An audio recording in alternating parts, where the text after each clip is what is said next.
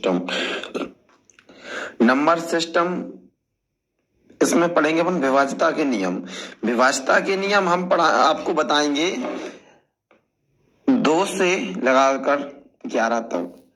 Actually विभाज्यता के नियम में होता क्या है, अपन शुरू से पढ़ते हैं। विभाज्यता के नियम 2 से, ठीक है, शुरू से पढ़ते हैं।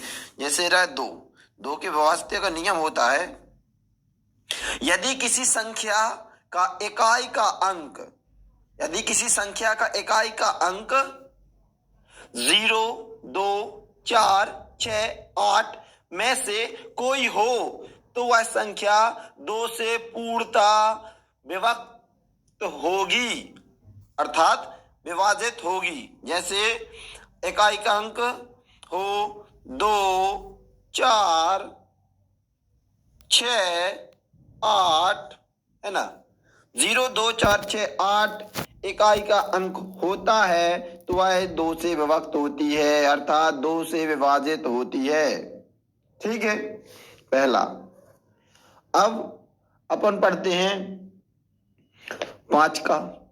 ठीक है, तो 5 में क्या है, दूसरे 5 के में होता है, यदि किसी दी गई संख्या का इकाई का अंक 5 अथवा 0, यदि किसी दी गई संख्या का इकाई का अंक 5 अथवा 0 हो तो वह संख्या 5 से पूर्णतः विभक्त होगी, अर्थात 5 से पूरी तरह विभाजित होगी।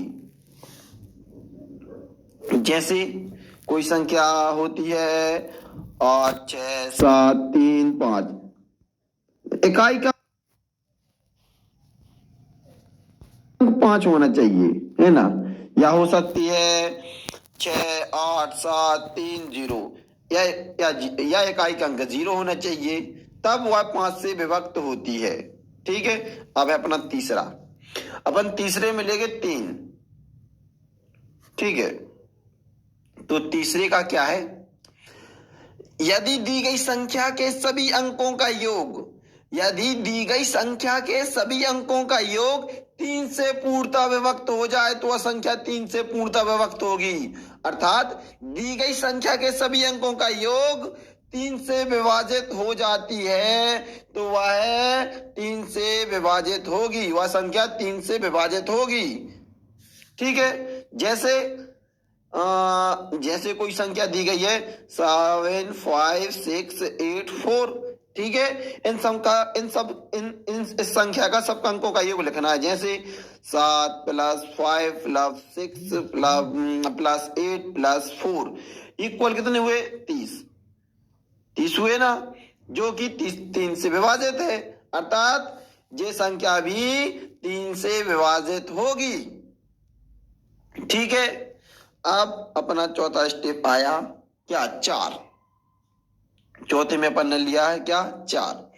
तो 4 का ऐसा है कि कोई दी गई संख्या 4 से विभाजित तभी होगी जब उसके दहाई और इकाई अंकों से बनी संख्या 4 से पूर्णतः विभक्त हो। मतलब कि ऐसा है, कोई संख्या है, कोई भी संख्या ले लो, ठीक है, कोई भी संख्या अपन ने ली, जैसे कि 9, 7, 8, 1, 3, 2, उनका इकाई का अंक और दहाई का अंक अगर 4 से विभाजित होता है तो वह पूर्णतः संख्या विभाजित होगी। इकाई का अंक क्या है, 2, दहाई का अंक क्या है, 3, ये 4 से डिवाइड होती है तो यह संख्या भी 4 से विभाजित होगी। अब अपना आता है 5। 5वें नंबर पे अपन लिखते हैं 8। 8 की परिभाषा क्या है, 8 संख्या की विभाज्यता का नियम है,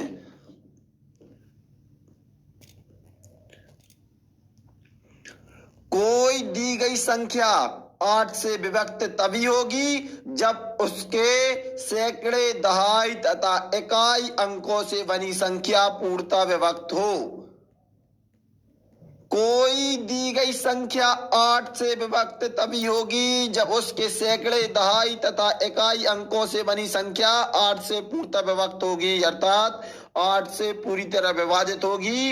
इकाई दहाई सैकड़ा तो वह 8 से पूर्णतः विभक्त होगी। जैसे कोई संख्या लेंगे अपन 6 7 9 5 4 1 6 इकाई दहाई सैकड़ा। अगर इकाई दहाई सैकड़ा कितना आता है 416। अगर ये 8 से पूर्णतः विभक्त होती है तो ये संख्या भी 8 से पूर्णतः विभक्त होगी। अब छठवें नंबर पे अपन लेते हैं 6 को। अब 6 की परिभाषा बहुत ही आसान है। 6 की परिभाषा है यदि दी गई संख्या के सभी अंकों का योग 2 से और 3 से पूर्णतः विभाजित हो जाए तो वह संख्या 6 से पूर्णतः विभाजित होगी। यदि दी गई संख्या के सभी अंकों का योग 2 से और 3 से पूर्णतः विभाजित हो जाए तो वह संख्या 6 से पूर्णतः विभाजित होगी। जैसे कोई सी भी संख्या ले लेंगे, है ना, 2 से और 3 से पूर्णतः विभाजित होना चाहिए तो वह संख्या होगी। जैसे कोई संख्या लिखेंगे अपन 4 2 3 3 6 कोई संख्या है, इनका योग अपन लिख लेंगे, है ना। जैसे कि 4 धन 2 धन 3 धन 3 धन 6 4 2 6 6 और 6 12 12 18, है ना। तो ये 2 से और 3 से विभाजित होनी चाहिए, है ना। तो ये 2 से 3 से विभाजित होगी तो 6 से संख्या पूर्णतः विभाजित हो जाएगी। अब 7वें नंबर पे अपन 7 का ही लिख लेते हैं, ना। अब 7 का क्या है, 7 का नियम है यदि इकाई के अंकों को छोड़कर शेष बची संख्या में से इकाई का अंक का दोगुना घटा देने के बाद बची संख्या 7 से विभक्त हो तो दी गई संख्या 7 से विभक्त होगी। ध्यान से सुनना, यदि इकाई का अंक छोड़कर शेष बची संख्या में से इकाई अंक का दोगुना घटा देने के बाद बड़ी संख्या 7 से विभक्त हो तो दी गई संख्या 7 से विभक्त होगी। जैसे कि हम यहाँ पे लेते हैं 882, ठीक है। अब क्या बोला हमने, यदि इकाई का अंक छोड़कर शेष बची संख्या यानी कितना बची 88 में से इकाई का दोगुना, इकाई का दोगुना क्या है 2 का दोगुना करेंगे तो कितना हुआ 4, ठीक है। शेष बची संख्या दोगुना घटा देने के बाद इन्हें इतनापन घटा देंगे इसमें से, ठीक है। तो कितना बचेंगे 84 बचेंगे। घटा देने के बाद संख्या 7 से विभक्त हो बिल्कुल हो रही है 7 से विभक्त, तो वह संख्या 7 से विभक्त होगी, ठीक है। कोई भी संख्या है इकाई के अंक को छोड़कर शेष बची संख्या में से इकाई का दोगुना घटा देने से अगर वह संख्या 7 से विभक्त होगी तो वह संख्या भी 7 से विभक्त होगी, 7 से विभाजित होगी, है ना। अब 8वां, अब रहा 9वें का नियम। तो 9वें का नियम क्या कहता है मैं आपको बता रहा हूं, ठीक है। 9वें का नियम है यदि किसी दी गई संख्या के सभी अंकों का योग 9 से पूर्णतः विभक्त हो तो दी गई संख्या 9 से पूर्णतः विभक्त होगी। यदि किसी दी गई संख्या के सभी अंकों का योग 9 से पूर्णतः विभक्त हो तो दी गई संख्या 9 से पूर्णतः विभाजित होगी। जैसे कि 7 5 4 6 2 3 तो जोड़ेंगे तो कितना हो जाएगा, अपन जोड़ के देख लेते हैं। 7 + 5 + 4 + 6 + 2 + 3 तो करेंगे, है ना। तो टोटल आएगा अपना कितना आएगा, ये करेंगे 7 5 12 और इसमें जोड़ देंगे, जे जोड़ देंगे कुल कितना हो जाएगा 27। इसका नियम है यदि किसी संख्या दी गई संख्या के सभी अंकों का योग 9 से पूर्णतः विभक्त हो, 9 से विभाजित होती है, इन सभी का योगों से 9 से विभाजित होती है तो ये संख्या 9 से विभाजित होगी। अब अगला है, अब 11 9वें नंबर पे है 11 के विभाज्यता का नियम। तो 11 की विभाज्यता का नियम बहुत ही साधारण सा है। कोई दी गई संख्या 11 से तभी विभाजित होगी जबकि इकाई से बाईं ओर चलने पर सम स्थानों के अंकों का योग तथा विषम स्थानों के अंकों के योग का अंतर 0 अथवा 11 से पूर्णतः विभक्त हो तो वह संख्या 11 से विभाजित होगी। जैसे कि हम आपको बता रहे हैं,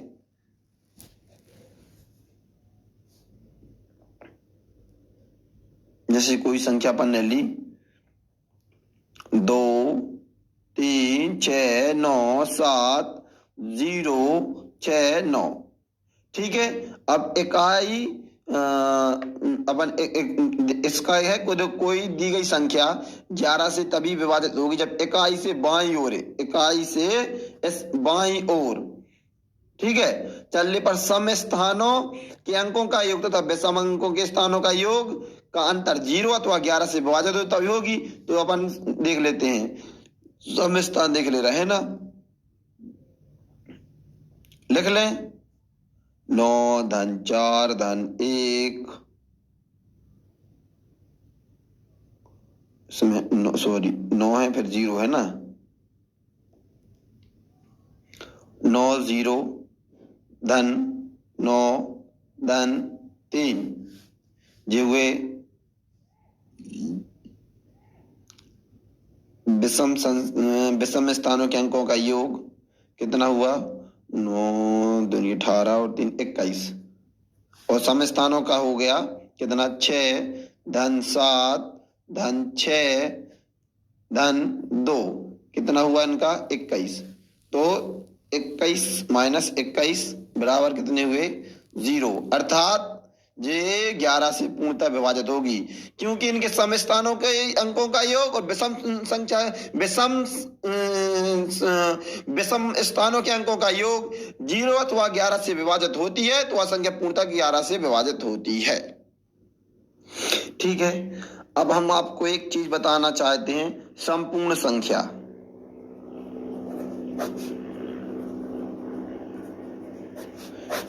इस संपूर्ण संख्या क्या है? यदि संख्या का योग संख्या से दोगुना हो तो उसे संपूर्ण संख्या कहते हैं। यदि संख्या का योग संख्या से दोगुना हो तो उसे संपूर्ण संख्या कहते हैं। तो हमारा क्वेश्चन है 1 से 100 तक के बीच में कितनी संपूर्ण संख्या होती है? जिसको भी पता हो कमेंट में जरूर बताएं। 1 से लगाकर 100 तक के बीच में मात्र 2 संख्या ही संपूर्ण संख्या होती हैं। पहली संख्या होती है 6 और दूसरी संख्या होती है 28। अब बताते हैं संपूर्ण संख्या कैसे होती है। जैसे 1 का भाग चला जाएगा, इसमें 2 का भी चला जाएगा, इसमें 3 का चला जाएगा और 6 का चला जाएगा। तो 2 और 1 3 और 3 6 और 6 12। और हमारी परिभाषा क्या संपूर्ण संख्या की? यदि संख्या के अंकों का योग से दोगुना हो तो उसे संपूर्ण संख्या कहते हैं। ठीक है, अब मैं आपको एक चीज और बताना चाहता हूं। अब मैं आपको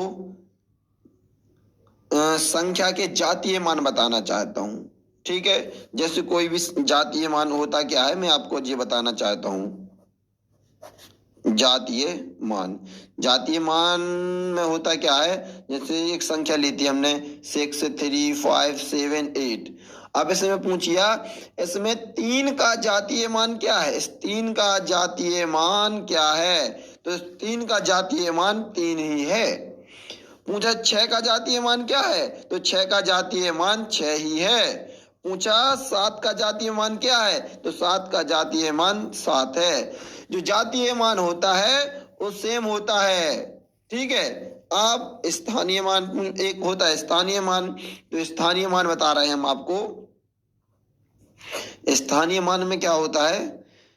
स्थानीय मान में इकाई का अंक, दहाई का अंक, सैकड़ों, है ना, इकाई दहाई सैकड़ा हजार 10,000 ये मानी जाती है। जैसे कि हम लिख रहे 1 2 3 4, तूने स्थानीय मान 4 का पूछा तो कितना हुआ 4, और उन्होंने पूछा 3 का स्थानीय मान, तो 3 का स्थानीय मान 30 होगा, और उन्होंने पूछा 2 का स्थानीय मान, तो 2 का स्थानीय मान 200 होगा, और अगर 3 का स्थानीय मान 1 का स्थानीय मान पूछला तो 1 का स्थानीय मान 1000 होगा। 2 का स्थानीय मान पूछा तो 200, अगर 2 का जातीय मान पूछते तो 2 ही होता। समझे आप? ठीक है, आज की क्लास यहीं खत्म करते हैं। अब मिलेंगे अगली क्लास में, अब कुछ नया जानेंगे। अब हमको सम संख्या आपको बताना चाहते हैं। सम संख्या होती क्या है? जो प्राकृतिक संख्याएं 2 से पूर्णतः विभाजित हो जाए उन्हें सम संख्याएं कहते हैं। जैसे 32 40 54 100 90, है ना। अब विषम संख्या जो प्राकृतिक संख्याएं 2 से पूर्णतः विभाजित ना हो वो विषम संख्याएं कहलाती हैं, है ना। सम संख्या जो 2 से पूर्णतः विभाजित हो जाए, सम संख्या। विषम संख्या जो 2 से पूर्णतः विभाजित ना हो, विषम संख्या। अब अभाज्य संख्या। अभाज्य संख्या क्या होती है? अभाज्य संख्या ऐसी प्राकृतिक संख्या जिसके 2 तथा केवल 2 गुणनखंड हो उसे अभाज्य संख्या कहते हैं। और भाज्य संख्या के लिए ऐसी प्राकृतिक संख्या जिसके 2 से अधिक गुणनखंड हो उसे भाज्य संख्या कहते हैं। अब मैं आपको इसके आगे चिन्हों का जोड़ना, घटाना, गुणा, भाग सिखाना जा रहा हूं। तो चिन्हों का जोड़ना, चिन्हों को कैसे जोड़ते हैं? चिन्हों का जोड़ना, तो चिन्हों का जोड़ना हम बता रहे हैं आपको। जब चिन्ह समान हो तो दी गई संख्याओं को जोड़ते हैं, वह जो चिन्ह सभी में हो उसे लगाते हैं। जब चिन्ह समान हो तो दी गई संख्याओं को जोड़ते हैं, वह चिन्ह सभी में हो उसे लगाते हैं। उन चिन्हों को घटाना, पहला टॉपिक था जोड़ना, अब दूसरा है घटाना। चिन्हों का घटाना, ठीक है। जब चिन्ह असमान हो तो बड़ी संख्या से छोटी संख्या को घटाते हैं, वह बड़ी संख्या का चिन्ह लगाते हैं। जब चिन्ह समान हो तो बड़ी संख्या से छोटी संख्या को घटाते हैं, वह बड़ी संख्या को चिन्ह लगाते हैं। और चिन्हों का गुणा,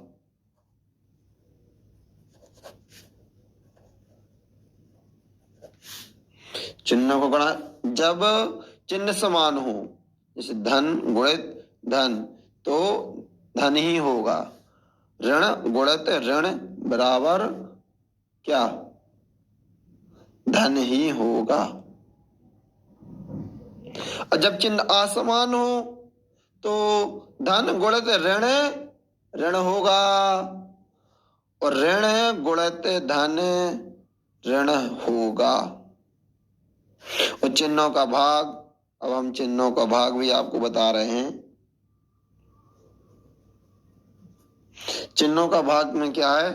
धन बटे धन बराबर धन, ऋण बटे ऋण बराबर में धन। और जब चिन्ह असमान हो तो धन बटे ऋण बराबर ऋण, और ऋण बटे धन बराबर ऋण। रामानुजन संख्या कौन सी है?